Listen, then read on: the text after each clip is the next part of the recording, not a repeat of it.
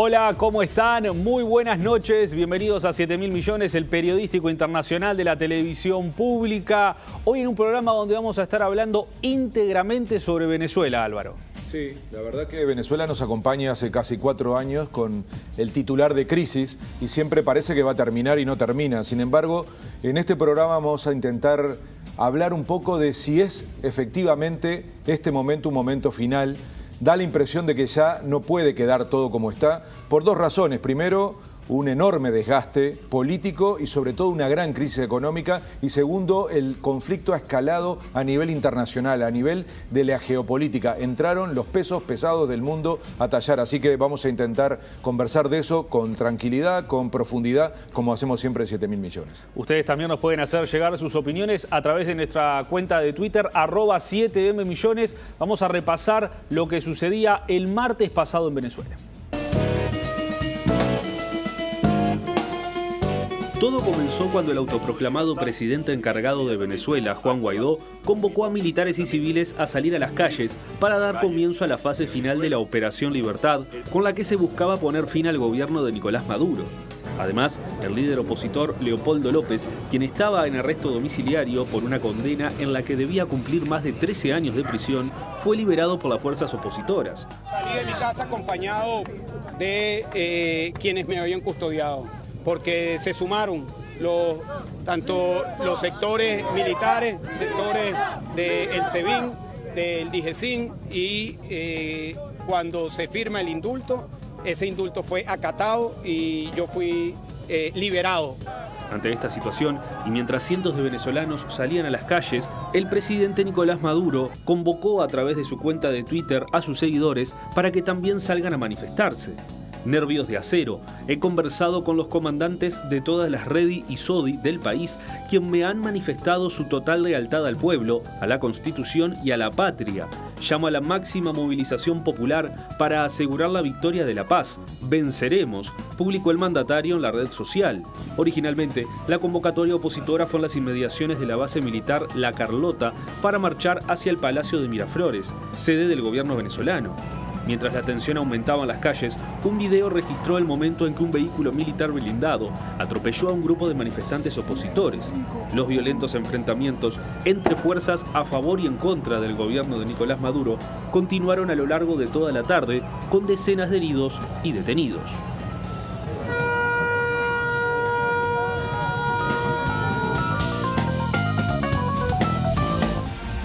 Para hablar de este tema ya tenemos en la mesa de 7.000 millones al politólogo Mauro Casas.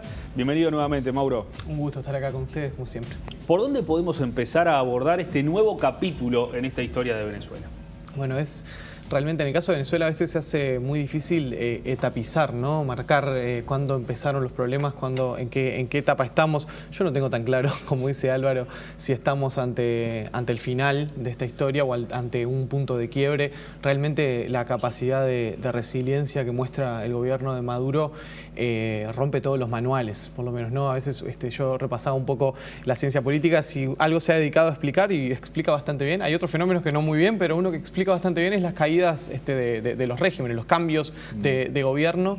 Y bueno, y a veces da la sensación que en Venezuela está dada como la tormenta perfecta, ¿no? No hay ningún factor que indique que este régimen podría continuar en términos como objetivos, digamos, ¿no? Una crisis económica brutal, la inflación más importante del mundo, una crisis que no es solo económica a esta altura, no es una crisis humanitaria, ¿no? Digamos, los niveles de pobreza extrema en los que vive actualmente la población venezolana, los niveles de desnutrición infantil, cualquier indicador que uno quiera mirar con un poco de sensibilidad marca la ruina que es hoy en día Venezuela como país y bueno, y lo que sufre hoy en día la sociedad venezolana bajo el gobierno de Maduro. Pero así todo, lo que uno ve es que al menos la semana pasada hubo mucho ruido y pocas nueces, ¿no? Digamos, lo que uno puede titular fue un intento fallido en este caso, ¿no? Fue un intento fallido de derrocamiento de Maduro por parte de Guaidó, que el episodio sorprendió porque,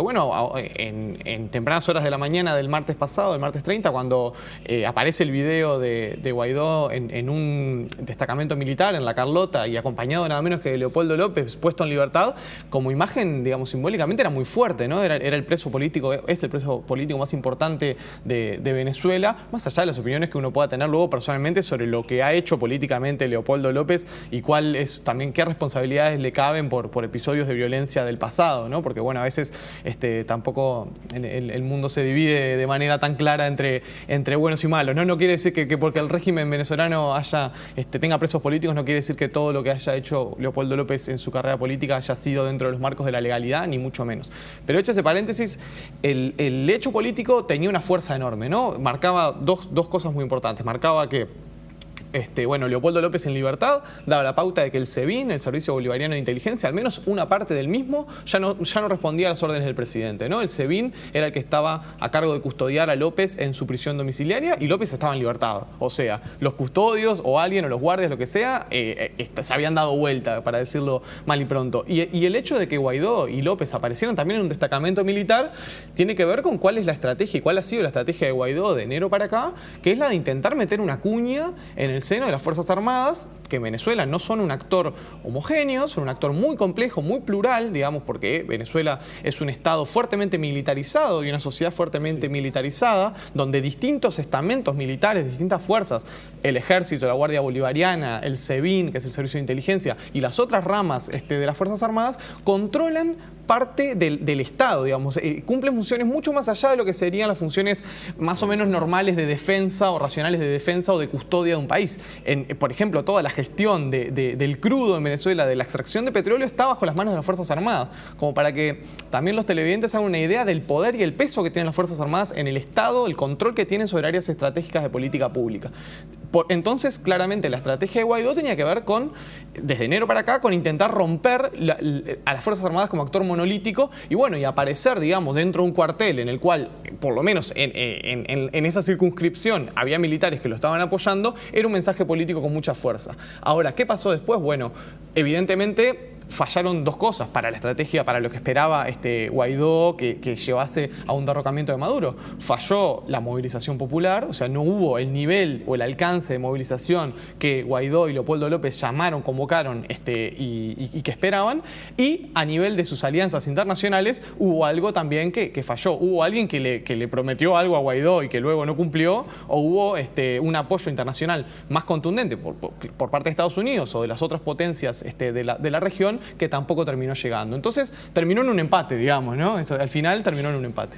Bien, vamos a ver el video íntegro con el que el autoproclamado presidente encargado de Venezuela, Juan Guaidó, convocó a militares y civiles a levantarse contra el gobierno de Nicolás Maduro.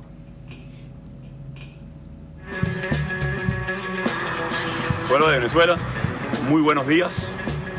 Como ustedes saben, nuestra lucha ha estado siempre enmarcada en la Constitución, en la lucha no violenta, en trabajar por el prójimo, en salvar vidas, en trabajar por los más vulnerables, en atender a nuestras familias, en construir capacidades en el marco siempre de nuestra Constitución.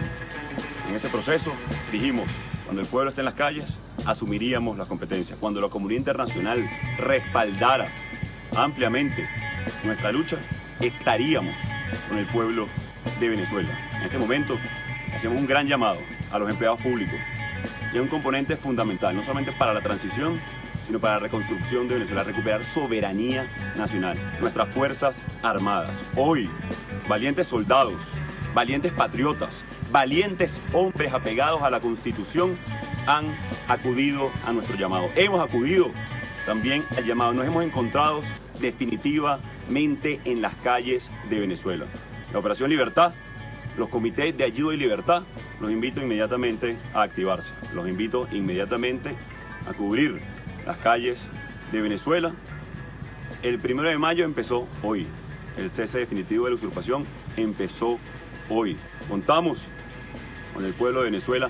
Hoy las Fuerzas Armadas claramente están del lado del pueblo, están del lado de la Constitución, leales a la Constitución, leales al pueblo de Venezuela, a su familia, al futuro, al progreso. Han sido años de sacrificio, han sido años de persecución, han sido años incluso de miedo. Hoy se vence ese miedo. Hoy, como presidente encargado de Venezuela, legítimo comandante en jefe de las Fuerzas Armadas, convoco a todos los soldados, a todos y a todas, la familia militar, a acompañarnos en esta gesta, como siempre hemos hecho, en el marco de la Constitución, en el marco de la lucha no violenta que hemos hecho en todo momento. Así que el llamado es aquí, en este momento, en la base aérea La Carlota, a acompañar este proceso del cese definitivo de la usurpación que hemos convocado en todo momento, y lo dijimos con responsabilidad. Construcción de capacidades. Convocamos también a todos los que una vez incluso acompañaron lo que llamaron el proceso. Hoy es un encuentro de todos los venezolanos. Hoy todos los venezolanos queremos construir no solamente las capacidades, sino el futuro de nuestros hijos. Así que estén muy atentos. Los llamados a el llamado, ya son muchos los militares que se suman, nuestra familia militar que de una vez dio el paso. A todos los que están escuchándonos, a todos los que nos van a escuchar en los próximos minutos, es el momento es ahora. El momento no solamente de la calma y la cordura, en este momento del coraje y la cordura para que llegue la calma a Venezuela. Dios los bendiga, seguimos adelante, vamos a lograr la libertad y la democracia de Venezuela. Este es el video completo con el que Juan Guaidó convocó a militares y civiles a levantarse contra el gobierno de Nicolás Maduro. Y Guaidó insistía en el apoyo de las Fuerzas Armadas, que luego, días después, tuvo que reconocer que subestimó y que no tenía el apoyo que él creía tener, Álvaro. Sí, el martes, cuando él hacía este video, me hicieron un móvil y el periodista me preguntaba, ¿cayó Maduro? Y yo le digo, momento. Despacito, que esto ya ha pasado muchas veces y al final, como dice Mauro, siempre es muy relativo y parece que los manuales acá no funcionan. Aunque habría que pensar en un manual para entender Venezuela. Primer cosa, polarización. Segunda, paridad de fuerzas. Si no se entiende eso, claro, no se puede entender cómo uno no logra desplazar al otro. Y es en ambos casos, ¿eh? Ni Maduro logra desplazar a Guaidó, ni Guaidó a Maduro. Tercero, no se le puede creer a nadie. A esta altura es imposible solo manejarse con la información de alguna de los dos lados. Yo creo que lo único que quedó claro el martes es que Venezuela está partida a la mitad en todo sentido. Hay dos parlamentos, hay dos presidentes, hay dos poderes judiciales, hay duplicidad de embajadores en todo el mundo. Sí. Pero hay una sola Fuerza Armada. Plural, como dice Mauro, pero una sola. Y lo más tremendo de este episodio es que todos reconocen que la definición del futuro de Venezuela está en manos de los militares. El poder civil de la oposición o del gobierno terminan dependiendo de los militares para que definan qué va a pasar con Venezuela. Entonces, porque ahí sí hay una sola Fuerza Armada. Entonces, Guaidó, como acabamos de ver, extensamente trata de decir están conmigo, y Maduro, que demoró bastante ese día, sí, vuelve a demostrar que están con él. Pero ya nadie cree de eso como algo definitivo. Entonces, esta es una gran clave para el futuro. ¿Qué va a pasar con las Fuerzas Armadas? Que quedó claro en este episodio, son los que tienen la sartén por el mango, son los que van a definir en qué momento, dándose vuelta, empoderan a uno y desvisten al otro. Entonces, es tremendo, ¿no? Porque los que estamos acostumbrados a la democracia no pensamos en ese papel, como decía Mauro, tan extralimitado de las Fuerzas Armadas, que no es solo en términos militares tradicionales, es en términos políticos, es en términos económicos. Como decía Mauro, manejan una parte clave del poder económico y por eso también les cuesta tanto definir qué van a hacer, porque su definición depende de las garantías que se le den para, precisamente, qué va a pasar con un cambio de gobierno en relación al poder que hoy tienen las Fuerzas Armadas. Mauro. No, sobre este punto, el del rol de los militares en la política venezolana, podríamos conversar toda la noche, ¿no? A ver, no es casual esto, ¿no? El chavismo se autodefinió siempre como un movimiento político en armas, como un movimiento civil y militar. En ese sentido, bueno, obviamente todo el mundo sabe que Chávez... Y Maduro no es Chávez. Maduro no es Chávez, Maduro no tiene, obviamente, tampoco la legitimidad castrense que tenía Chávez. Y el proceso que llevó adelante el chavismo durante todos los años en los que Chávez estuvo al frente del gobierno, que fue el de una colonización ideológica impresionante, ¿no? En el seno de las Fuerzas Armadas, donde hay una ideología dominante que es la ideología bolivariana, chavista, etc. Pero no se explica solamente el apoyo a Maduro en términos ideológicos. Acá es un tema de plata también, ¿no? Las Fuerzas Armadas, como decíamos, en los últimos años han obtenido cada vez más espacios de poder y de control de política pública, y también Venezuela es uno de los países más corruptos del mundo, digamos, ¿no? Donde el Estado es un botín en el cual las Fuerzas Armadas y los militares están también muy metidos en ese reparto reparto de la riqueza y de la renta petrolera y de todos los dispositivos que se tienen en una economía controlada para poder ejercer corrupción, para poder ejercer la distribución arbitraria de bienes o de dineros, etcétera. Entonces, cuando la gente se pregunta, bueno, pero ¿por qué los militares no se dan vuelta? Sí, puede ser que en parte de la tropa, en parte del pueblo llano, de los militares que forman parte del pueblo llano, se esté sufriendo tanto como el resto de la población las consecuencias de la crisis económica humanitaria. Pero a nivel de los altos mandos, digamos, de las generalidades, y que en Venezuela son los países con más generales del mundo y donde tienen, digamos, un cuerpo de oficiales enorme, todo el formado y adoctrinado dentro del chavismo, y todos ellos forman parte, digamos, de todo el entramado de corrupción institucional en el cual el Estado venezolano vive. Entonces, es muy difícil pensar que esos militares se van a ir a cambio de nada, y es muy difícil que solamente con una promesa de indulto, una promesa de amnistía, como ha hecho Guaidó desde que se autoproclamó presidente en funciones en enero, alcance para romper con un tema que es ideológico y es también de intereses económicos, ¿no? Bien, vamos a escuchar lo que decía el pasado martes, el mismo día que sucedía esto del video de Guaidó, el ministro de Defensa de Venezuela, Vladimir Padrino, apoyando al gobierno de Nicolás Maduro.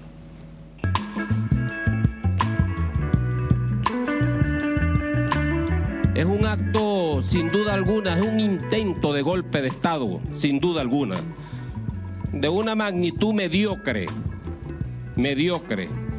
porque entre otras cosas, el 80% medido ya, como lo hemos medido, el 80% de todos los efectivos que fueron y acudieron a ese distribuidor fueron engañados. Nos volvemos a poner firmes acá y a decirle al pueblo de Venezuela y al mundo entero que este hecho de violencia que atenta contra la paz, el sosiego de la ciudadanía, bueno, por una parte ya ha sido derrotado.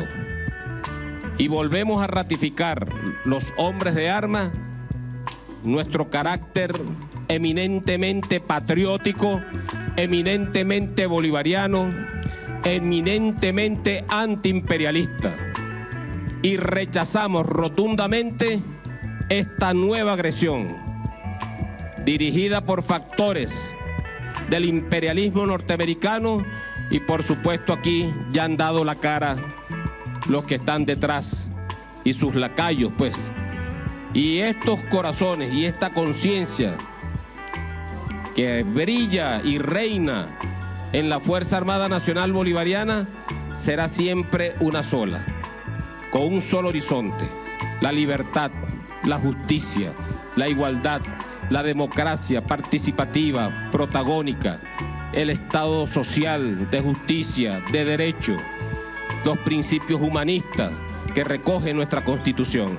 Eso es lo que sigue la Fuerza Armada Nacional Bolivariana, y si hay que usar las armas para defender esos principios, las usaremos. Hacemos responsables de toda violencia, de toda muerte que ocurra, de todo derramamiento de sangre que ocurra a partir de este momento, a toda esa dirigencia fascista, antipatriótica. A Miraflores no se llega por la violencia. El que llegue a Miraflores por la violencia será derrocado por la violencia. Entonces estaremos en un juego perverso. Al pueblo de Venezuela le decimos: aquí tiene su Fuerza Armada Nacional Bolivariana, intacta.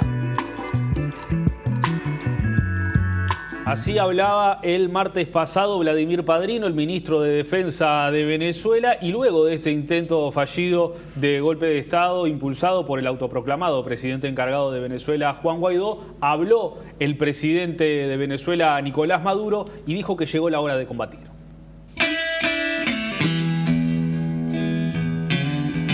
Ha llegado la hora de combatir. Ha llegado la hora de dar un ejemplo a la historia y al mundo. Y decir: en Venezuela hay una Fuerza Armada Nacional Bolivariana consecuente, leal, cohesionada, unida como nunca antes. Derrotando intentonas golpistas de traidores que se venden a los dólares de Washington ¿Cuál es el camino que plantean los golpistas? Una guerra civil, ametralladora contra ametralladora, tanqueta contra tanqueta, que nos matemos como hermanos. Esa es la alternativa que le proponen a Venezuela. Y así hablaba Nicolás Maduro, Mauro, después de lo que sucedía el martes. Sí, resulta también difícil de pensar que sea... digamos, que sea viable, ¿no? Que porque a veces si uno se restringe a lo que está, digamos, al mundo en el que vive Maduro y al mundo del oficialismo en Venezuela, Maduro acaba de asumir un nuevo mandato, ¿no? Digamos, a Maduro le quedarían, según sus cálculos y según su visión de su interpretación constitucional y la del chavismo, le quedarían 5 años por delante de gobierno, ¿no? Uno piensa que es, claro, como que a todas luces parece una locura que un gobierno que presenta los resultados, que presenta en términos de los resultados de su política económica, los resultados de su política pública y con el nivel de violencia con el cual se gobierne, con el nivel de autoritarismo y de violación a cualquier tipo, bueno, de libertades políticas, civiles y de derechos individuales o sociales o de agrupación de las personas, es como imposible de imaginarse, de figurarse uno que eso pueda aguantar, digamos, ¿no? Pero a la vez, rescatar algo que decía Álvaro en un principio, ¿no? Digamos, el chavismo no es solamente el gobierno, ¿no? Que a veces desde acá uno escucha a otros analistas o en los medios que se dice, ¿cómo se sostiene esto? A ver, el gobierno no está solo en Venezuela, ¿no? Maduro no está solo. En Venezuela hay una cantidad de 4 millones, 5 millones de votos, que son los votos duros del chavismo, un 30 y pico por ciento del padrón electoral. Han llegado a ser más. Que es un pueblo, una parte de la población venezolana que es chavista y que es culturalmente chavista. No es un fenómeno que trasciende el apoyo puntual a este gobierno, que es una identidad, digamos, ¿no? Hay una identidad cultural. Y ese pueblo, que esa parte de la sociedad venezolana que es chavista, no solamente que lo es en un sentido profundo, militante, cultural, sino que también lo es en armas, ¿no? La sociedad venezolana es una sociedad fuertemente armada, fuertemente violenta, ¿no? La violencia política no es patrimonio exclusivo de la represión de Maduro. Venezuela es una de las sociedades más violentas del mundo, no solo la violencia política, sino a nivel civil, ciudadano, de criminalidad. Pero para poder entender que los riesgos de que esta situación desemboque en una guerra civil, en una guerra fratricida, en la cual va a haber una parte de la población armada que va a estar del lado del chavismo más allá y haga lo que haga el gobierno, eso es un factor que no se puede desconocer, ¿no? Porque si no nos quedamos con la idea de que Maduro se sostiene solamente en las Fuerzas Armadas, solamente en la institucionalidad, y bueno, ¿y por qué eso no cae, no? Bueno, ahí hay una parte, me parece a mí, de la explicación, y es una parte también de cuánto la oposición tampoco ha logrado horadar esas bases que tiene el chavismo, sobre todo en los sectores populares, ¿no? Álvaro, ¿por dónde te parece cerrar esta parte del análisis? Con 2 preguntas, porque en realidad lo que decía recién Mauro es clave. Estamos frente a un país partido a la mitad. Esta historia de la grieta no es solo en Argentina, es una cuestión que recorre América Latina y hace muy difícil el funcionamiento democrático, porque al final uno no puede liquidar al otro. Hay que convivir con la diferencia y eso le está costando mucho a Venezuela y la única solución a largo plazo va a ser esa. Pero pendiente esto y pendiente la definición de lo militar que acabamos de decir que va a ser clave y pendiente lo que haga el mundo, que es lo que vamos a hablar en un minuto, quedan 2 preguntas. La primera, ¿qué está pasando con la oposición? Porque Guaidó está resultando un gran vendedor de humo, ¿eh? Va por la segunda vez que anuncia la conquista del poder. Sí. Acuérdense del ingreso de ayuda humanitaria, aquel circo que se montó con el presidente de Chile y el de Colombia y Almagro esperando el triunfo y no ocurrió. Ahora tampoco. A la oposición no le resulta tan fácil unificarse, sí contra Maduro, pero luego hay mucha diversidad y esta es la expresión más radical de la oposición, que si ahora se le suma López, se termina de combinar la versión más dura de la oposición y recordemos a Capriles, a líderes mucho más razonables, más democráticos. Y lo otro es qué va a hacer el gobierno con López y con Guaidó, porque vuelve a tener el dilema, como cuando Guaidó se fue de gira por América Latina, que cuando volviera lo tenía que meter preso, porque se supone que había violado una cuestión jurídica. Bueno, ¿qué va a hacer? Y ahí hay otra vez una pulseada. Digo estos 2 temas porque están sobre la mesa y pueden generar en cualquier momento, digamos, otro disparo, otra bomba de tiempo. Aunque, insisto, lo que vamos a discutir en un minuto es lo de fondo, porque ahora el conflicto de Venezuela trascendió los límites de Venezuela. Bien, vamos a una breve pausa y a la vuelta seguimos analizando la situación de Venezuela en 7.000 millones.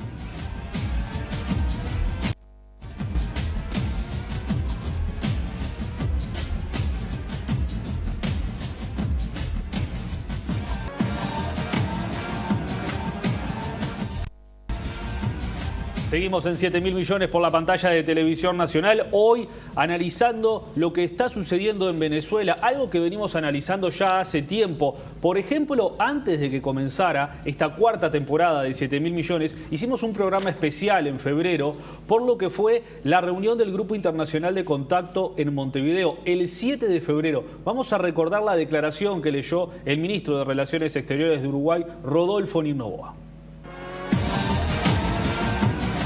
Conscientes de la severidad de la crisis actual en Venezuela y de su impacto en la región y profundamente preocupados por la difícil situación de su pueblo, el grupo apunta a forjar un abordaje internacional común para apoyar una resolución pacífica, política, democrática y propiamente venezolana de la crisis, excluyendo el uso de la fuerza a través de elecciones presidenciales libres, transparentes y creíbles de acuerdo a la Constitución venezolana.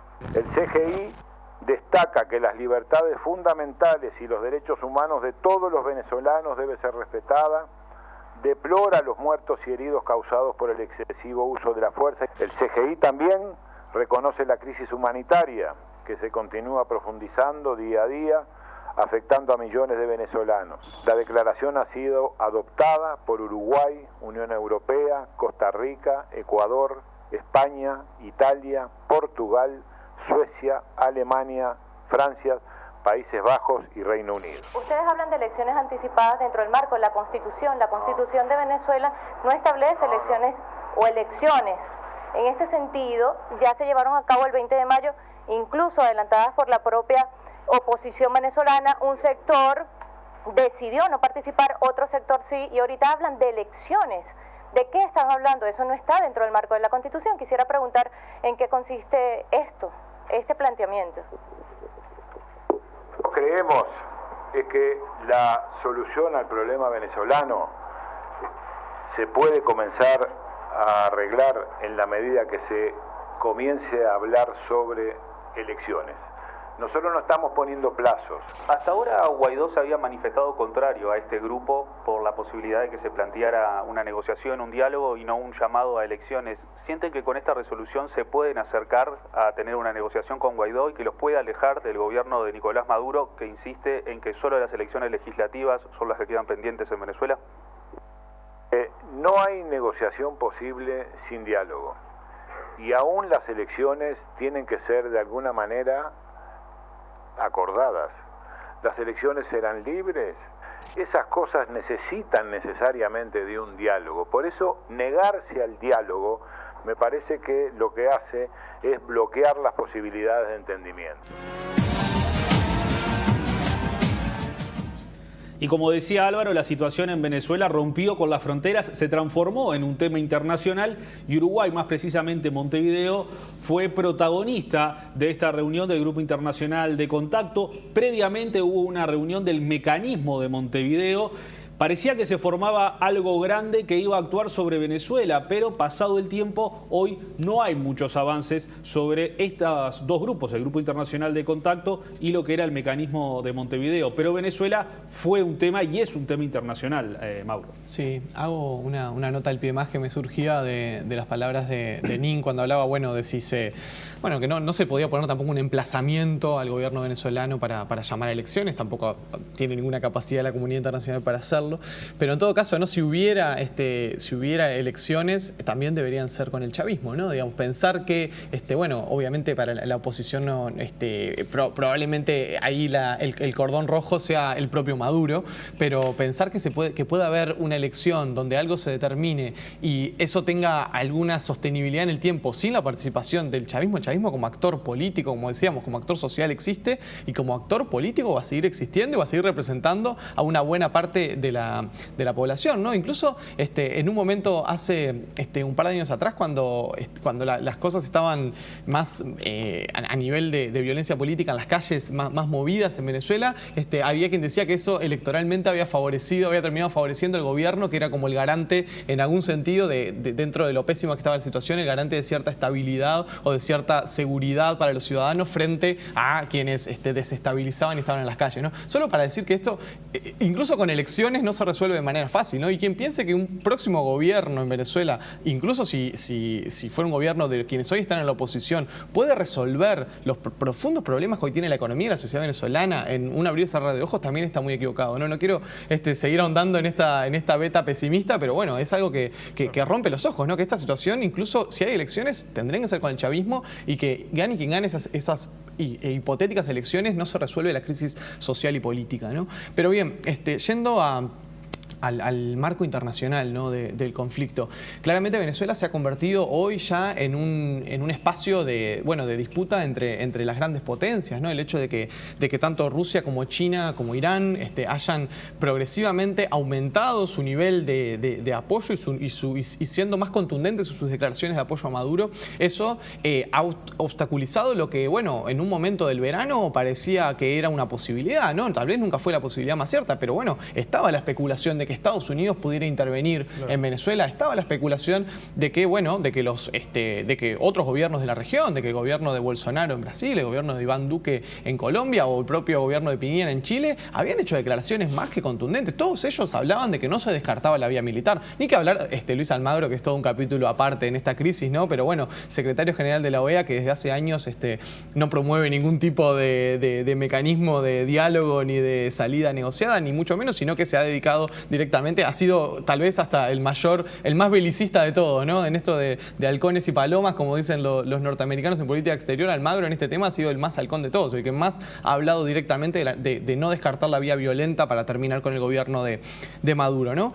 Pero si nos remitimos a lo que pasó la semana pasada, digamos, en un momento se hablaba de que Maduro estaba listo para partir, digamos, ¿no? Al menos esa era la información que manejaban los norteamericanos, que también en todo esto es muy difícil contar con información certera, como decía Álvaro, ¿no? No se le puede creer a nadie. Muchas veces los temas de política internacional se resuelven entre gallos y medias noches, ¿no? Nunca vas a saber realmente qué fue lo que se dijo en una reunión o qué fue lo que se negoció, lo que se conversó, pero según esta versión era la que Maduro estaba listo para partir hacia Cuba y quien le dijo que se quedara fue Putin, ¿no? Digamos, los rusos ahí como que movieron y jugaron una carta fuerte. Es claro que Rusia tiene intereses económicos enormes en Venezuela, ¿no? Ha invertido militarmente, ha invertido industrialmente en Venezuela cantidades enormes, y hay una defensa ahí de ese interés económico e interés geopolítico de tener también un aliado en este lado, en esta región del mundo que, si se quiere, hace unos años atrás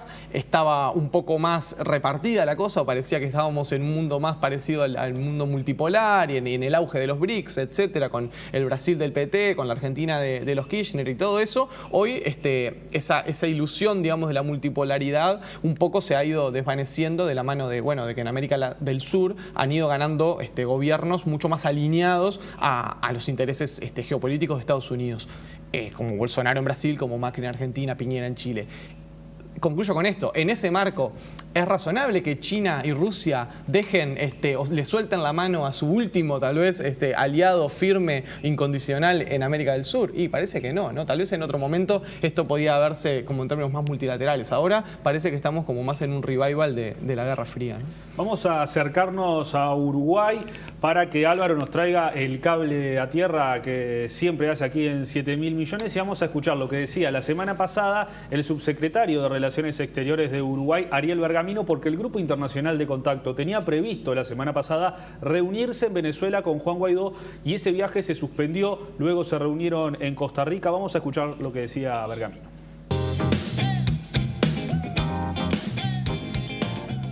Se trataba de una misión a los efectos de tomar contacto con las más altas instancias, tanto del gobierno como del arco opositor y algunos otros referentes de la sociedad civil venezolana, para seguir construyendo o intentar seguir construyendo un clima favorable a un acuerdo político entre venezolanos. Ahora bien, esto no se puede llevar adelante por lo que se ha generado en los últimos días. Los sucesos del día martes de mañana, bueno, sucesos que aún tienen, es decir, están parecen ser muy confusos, por lo menos la información que recibimos dan cuenta de una situación muy confusa, muy incierta. Bueno, no es el mejor clima para cumplir esta misión. Por lo tanto, en una rápida consulta que hicimos con los demás miembros de la delegación, resolvimos dejar en suspenso esa misión. El viceministro de Relaciones Exteriores, Ariel Bergamino, advirtió además que lo importante en este caso es revertir la situación de deterioro que afecta a millones de venezolanos. Tomemos como principio el 23 de enero, el día que Guaidó se autoproclamó presidente encargado, ¿no? Uno dirá, bueno, desde el 23 de enero hasta ahora, de los compromisos que asumió Guaidó, ¿cuántos ha podido cumplir? Ninguno. El gobierno demuestra una enorme capacidad de resistencia, ¿no? Es decir, ¿a qué precio? ¿No? Y mientras tanto, por encima del gobierno y por encima de la oposición, más allá de Maduro o Guaidó, hay millones de venezolanos cuyas condiciones de vida cotidiana se deterioran día a día. Eso es lo importante, ¿no? Es decir, revertir esa situación de deterioro que está sufriendo, que están padeciendo millones de venezolanos, y bueno, y crear un clima favorable para un acuerdo político entre los venezolanos que les permita, bueno, una salida soberana, pacífica y democrática a esta situación. Parece difícil, usted me dirá, bueno, esto es un tanto ingenuo seguir en esta situación apostando a un clima favorable para un acuerdo político. Bueno, yo no sé si es ingenuo o no, pero ¿qué otra alternativa hay? Mejor dicho, hay otras alternativas, pero son terribles, ¿cierto? La comunidad internacional parece estar partida en dos, los que apoyan a Maduro y los que apoyan a Guaidó. Pero hay dos países que intentan ir por el camino del medio, que son México y Uruguay, Álvaro. Sí, Mauro explicaba muy bien esta especie de vuelta a la Guerra Fría, con muchas diferencias, ¿no? Porque ahora lo ideológico está muy desplazado y nadie puede creer que la Rusia de Putin y los Estados Unidos de Trump estén preocupados por la democracia de ningún país. En realidad hay intereses, están disputando intereses y van a soltarle la mano a Venezuela en cuanto se pongan de acuerdo. Entonces, después viene una lista para cada uno de los bandos interminable, ¿no? Que es muy heterogénea, porque en realidad los intereses, comparar el interés de Cuba con el interés de Rusia es muy relativo. Cuba tiene una enorme dependencia, incluso mucha más afinidad ideológica con Venezuela. Los países del Grupo de Lima están mucho más cerca de una visión en relación a Venezuela para un cambio, porque además están al lado, que lo que significa para Estados Unidos. En fin, todo eso hace que estos dos bandos sean muy heterogéneos. Pero la cuestión es, más polarización en Venezuela, esa es la solución, y por eso surgió una tercera vía. Y por eso la Unión Europea, para no hablar de Uruguay, que está muy claro que por más que la cumbre la hicimos aquí, pesamos muy poco en el concierto internacional. El jugador pesado fue la Unión Europea, y la pregunta que tú hacías en aquella conferencia de prensa era clave. ¿Es más viable una tercera vía en la medida de que de alguna manera tomaba distancia de lo que era seguir de la mano de Maduro? Es decir, lo más viable que se planteó en aquel momento no fue el grupo de contacto. De alguna manera, el mecanismo Montevideo, fue el grupo de contacto porque tenía a la Unión Europea adentro. De hecho, el grupo de contacto es lo único que existe. El mecanismo Montevideo está acá prácticamente muerto. Entonces, yo diría que la tercera vía posible es la que esté acompañando la Unión Europea, porque es un peso pesado a nivel internacional al que no le gusta ni quedar alineado a Estados Unidos ni quedar alineado a China y a Rusia. Entonces, ¿sigue siendo viable? Yo creo que sí, porque como decía Mauro, esto no puede terminar con el triunfo de unos sobre otros. Tiene que terminar con un acuerdo, con los militares como garantía y con una elección que ojalá, sin Maduro y sin Guaidó, es mi opinión, permita una reconciliación interna y lo más difícil de todo, que este es el cable a tierra, que Venezuela se recupere económicamente. El día después de que se resuelva la cuestión política, los venezolanos y venezolanas van a quedar muy solos en el mundo. Nadie se va a acordar. Nos vamos a acordar los latinoamericanos, sobre todo los sudamericanos. Venezuela integra el Mercosur. Va a ser muy importante la recuperación política, social y económica de Venezuela para que ojalá Sudamérica se encargue de resolver una cuestión democrática, económica y social y no necesitemos la intervención, desde ya adelanto, no va a haber intervención militar. Es mucho grito y pocas nueces, es decir, no hay condiciones para que se intervenga militarmente Venezuela, entre otras cosas porque entre militares norteamericanos, brasileros, colombianos no se van a meter con los militares venezolanos. Entonces, tiene que haber una solución política, ojalá fruto del diálogo, que como dice Mauro, integre a todas las partes, porque si no va a seguir un país partido a la mitad y eso no es viable para hacerlo más difícil que recuperar la economía y la paz en Venezuela. Bien, así cerramos entonces este análisis sobre la situación de Venezuela, que volveremos a tratar más adelante seguramente en esta temporada de 7.000 millones. Gracias, Mauro, por estar con nosotros. No, gracias a ustedes. Vamos a una breve pausa y ya venimos con el cierre de 7.000 millones.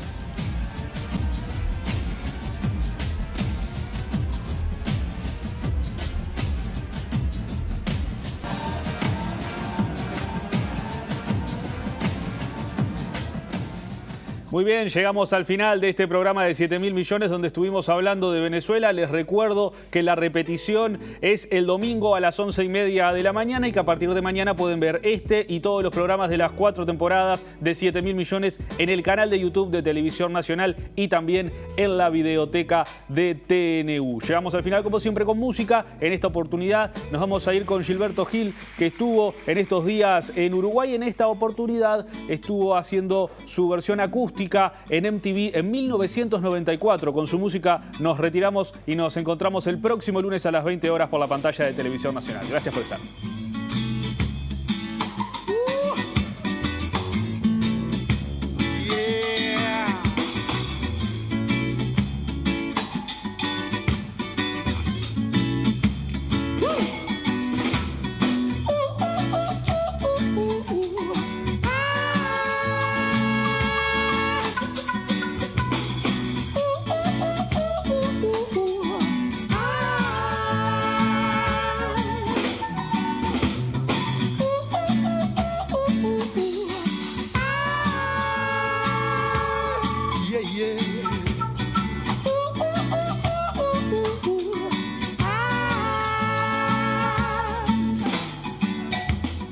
Novidade veio dar à praia, na qualidade rara de sereia. Metade o busto de uma deusa maia, metade o grande rabo de baleia. A novidade era o máximo do paradoxo estendido na areia. Alguns a desejar seus beijos de deusa, outros a desejar seu rabo pra ceia.